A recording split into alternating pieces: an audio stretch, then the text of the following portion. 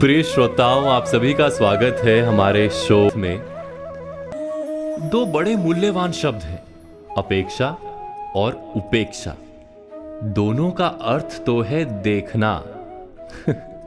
आपने सही सुना, जी हां, देखना। अभी पता चलेगा आपको, किंतु इसमें भी भेद है। अपेक्षा का अर्थ है किसी व्यक्ति या वस्तु की ओर देखना, अर्थात आशा, चाह या आरजू से भरी आंखों से देखना। उपेक्षा का अर्थ है किसी व्यक्ति या वस्तु से औंधी दिशा में देखना, अर्थात कोई आशा या चाह ना रखना। आप विचार करेंगे कि आज ये व्याकरण की बात क्यों हो रही है, किंतु कभी कभी शब्दों को ठीक से समझ लेने मात्र से बड़ा गहरा राज समझ में आ जाता है। हम सदा ही दूसरों से विविध अपेक्षा रखकर जीते हैं। माता पिता से, पत्नी या प्रेयसी से, मित्रों से, सारे संसार से हमें विविध आशा होती है। और जब आशा टूटती है तो हमारा मन दुख और कड़वाहट से भर जाता है। जिस व्यक्ति से आशा थी वो व्यक्ति शत्रु बन जाता है। किंतु क्या आशा रखने से पहले हम उस व्यक्ति से अनुमति लेते हैं?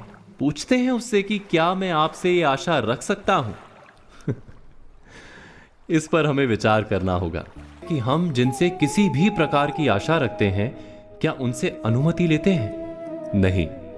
अर्थात हम वास्तव में दूसरे व्यक्ति को अपनी इच्छाओं से बांधने का प्रयास करते हैं, उसे बंधक या गुलाम बनाने का प्रयत्न करते हैं। ऐसा नहीं कि सामने वाला व्यक्ति प्रेम नहीं देता, पर हम चाहते हैं कि उसके प्रेम का तरीका भी हम निश्चित करें।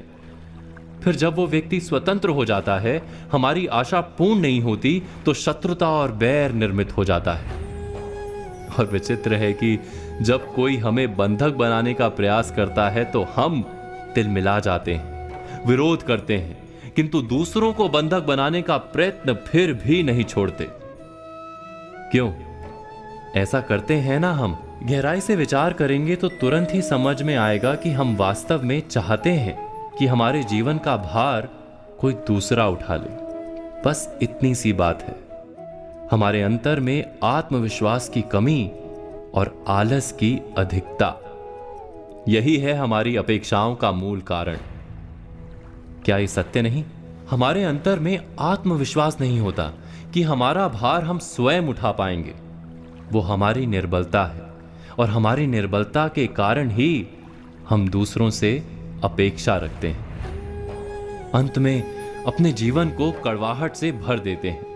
लेकिन दोस्तों, इसका उपाय क्या है? जब हम स्वयं से अपेक्षा रखना आरंभ करते हैं तो आत्मविश्वास से भर जाते हैं और अपने मन बुद्धि से आलस या प्रमाद का नाश कर देते हैं। अर्थात दूसरों के बजाय स्वयं से अपेक्षा रखने के कई लाभ हैं।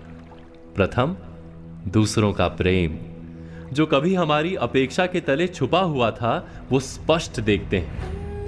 दूसरों की स्वतंत्रता को हम मान्य कर लेते हैं, उनका प्रेम भी बढ़ता है। केवल स्वयं से अपेक्षा रखना, यही सुख प्राप्त करने का एकमात्र मार्ग है। इस पर चिंतन अवश्य कीजिएगा।